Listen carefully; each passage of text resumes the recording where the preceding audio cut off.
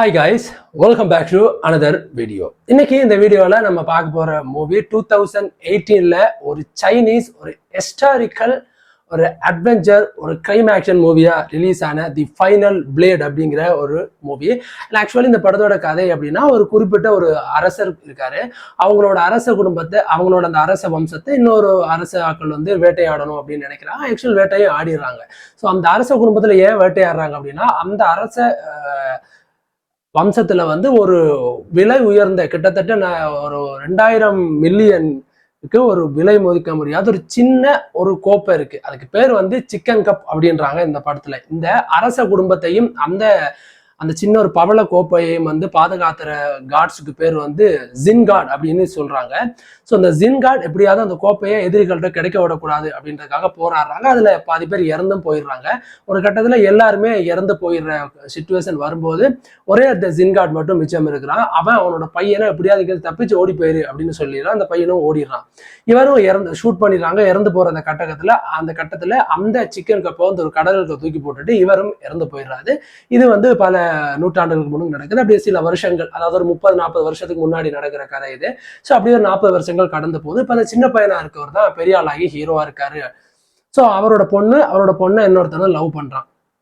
So அந்த chicken cup அப்படிங்கிறதுன்னு சொல்லி அது வந்து பாத்தீங்கன்னா வந்து ஏலத்துக்கு வருது. அதை எங்கேயோ இருந்து எடுத்திருக்காங்க. அதை நம்ம ஹீரோவும் கண்டுபிடிச்சிடுறாரு. அதே சமயம் அந்த சிக்கன் கப்பை எப்படியாவது திருடி அதுல இருக்க அந்த பவளத்தின் மூலமா வரக்கூடிய ஒரு பவரை உள்ள எடுக்கணும், அப்படி பவரத்தை அடையணும் அப்படின்னு நினைக்கிறான் வெளில. இறுதியில இதுல என்ன நடந்துச்சு, இவங்க நினைச்சதுல எப்படி நடந்துச்சு. ஸோ ஹீரோ வந்து பார்க்கவே வயசான மாதிரி இருக்காரு. அவர் வந்து ஃபைட் பண்ணி அந்த கப்பை எடுத்துப்பாரா, இல்லை அந்த வில்லனை எடுத்து அந்த பவரை எடுத்துக்கிட்டானா, ஸோ என்ன ஆச்சு, அதனால இந்த பவரால என்ன ஆகும் அப்படின்றத சொல்ற படம் தான் அந்த ஃபைனல் பிளேட். ஆக்சுவலி இந்த படத்தோட கான்செப்ட் எனக்கு வந்து ரொம்ப பிடிச்சிருந்துச்சு. ரொம்ப வித்தியாசமான ஒரு கான்செப்ட். ஏன்னா இது ஒரு historical movie. Actually Chinese and Koreans அந்த மாதிரி இவங்கள அவங்க புக்கில் இருக்கக்கூடிய அவங்க புராண கதைகளை நடந்த ஒரு உண்மை கதையை எடுத்திருக்காங்க. பட் அதை வந்து ஒரு ஹிஸ்டாரிக்கலா எடுக்காம ஒரு டெக்னாலஜி டெவலப்மெண்ட் ஒரு நவீன காலத்துக்கு ஏற்ற மாதிரி வந்து மிக்ஸ் பண்ணி எடுத்திருக்கிறது இந்த படத்துல வந்து ரொம்ப பிடிச்சிருந்துச்சு. ஆக்சுவலி ஹீரோ நம்ம எல்லாரும் நினைப்போம் அந்த சின்ன பையன்ல பல வருஷங்களுக்கு முன்னாடி காமிச்சவர் தான் ஹீரோவா இருப்பார். அப்படி கிடையாது. அவருக்கு இன்னொருத்தர் அவரோட பொண்ணை லவ் பண்றவன் தான் ஹீரோ. அவன் எப்படி ஹீரோ ஆகுறான், அவன் எப்படி இந்த ஜின் கார்டுக்கு உள்ள வர்றான் அப்படின்றது எல்லாமே ரொம்ப டீட்டெயில்ஸா அந்த 1.5 மணி நேரத்துல அழகா சொல்லியிருப்பாங்க. எங்கேயும் போர் அடிக்காம லேக் அடிக்காம எந்த விதமான ஒரு அபத்தமான ஒரு 18+ கண்டென்ட்டும் இல்லாம, அதுதான் இங்க மெயின் பிளஸ். அண்ட் ஆக்சுவலி அது மாதிரி இந்த படத்துல ஒரு கூட ஃபைட்ஸ் எல்லாமே வந்து ஃபினாமினலா இருக்கும். ஃபைட்ஸ் எல்லாமே அவ்வளோ ஃபென்டாஸ்டிக்கா கிரியேட் பண்ணியிருக்காங்க.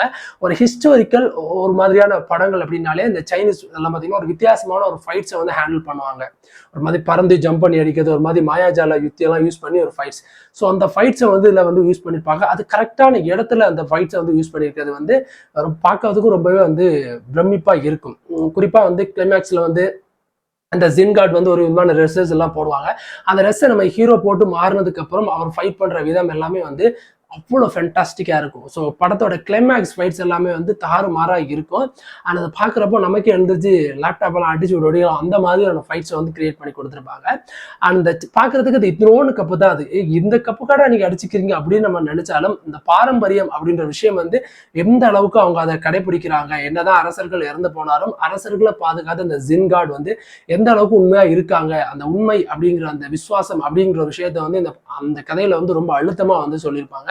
அது ரொம்ப நல்லா இருந்துச்சு. அதே மாதிரி பாத்தீங்கன்னா வந்து தேவையில்லாத சீன்ஸ் அப்படின்னு இந்த படத்துல எதுவுமே நீங்க சொல்ல முடியாது. அண்ட் அன்வான்டான சீன்ஸ் அண்ட் முகம் கொலிக்கிற சீன், ஒரு கிஸ்ஸிங் சீன்ஸ் கூட இந்த படத்துல இருக்காது. அதுதான் அந்த படத்தை நம்ம ஃபேமிலிஸோட பாக்குறதுக்கு ஒரு சூப்பரான இதா இருக்கு. கிட்டத்தட்ட ஒரு 10 அவார்ட்ஸ் கிட்ட அந்த படம் வந்து வாங்கியிருக்கு அப்படின்னு விக்கிபீடியா படிக்கும்போது நமக்கே தெரிஞ்சிருச்சு.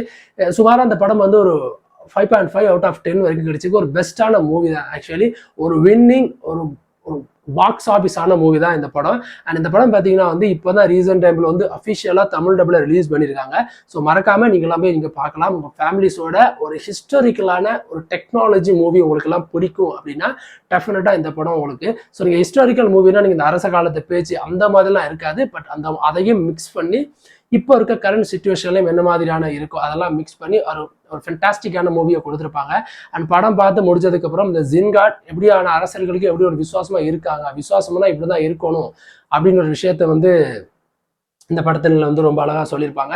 ஸோ ஃபைனல் பிளேட் அப்படின்னு ஏன் இந்த படத்துக்கு டைட்டில் வந்துச்சு அப்படின்னா அந்த ஜின் கார்டோட கடைசி வம்சம் தான் நம்ம ஹீரோ. ஸோ அவருக்கு அப்புறம் இல்லை, அதுக்கப்புறம் பொண்ணு தான் இருக்கும். ஸோ எப்பவுமே அந்த வாரிசு அப்படின்றத வந்து பையனை தான் மென்ஷன் பண்ணுவாங்க அந்த அரச குடும்பத்தில் எல்லாருமே. ஸோ அதை தான் ஃபைனல் பேர், அந்த ஜின்காலோட வைரஸ் தான் இவர். அதனால தான் அந்த படத்துக்கு அந்த பேரும் வச்சிருக்காங்க. இன்னும் நீங்கள் இந்த படம் பார்க்கல அப்படின்னா டெஃபினட்டாக போய் பாருங்க, உங்க எல்லாருக்குமே பிடிக்கும். எனக்கு இந்த படம் பார்த்து முடிச்சதுமே ஒரு சூப்பரான ஒரு நல்ல ஒரு கான்செப்ட் படம் அப்படின்னு மாதிரி தோணுச்சு. உங்களுக்கு அது தோணும் அப்படின்னு நான் நினைக்கிறேன். அடுத்த நல்ல ஒரு மூவி ரிவ்யூஸோட வந்து நான் மறுபடியும் சந்திக்கிறேன். அது வரைக்கும் தேங்க்யூ காய்ஸ்.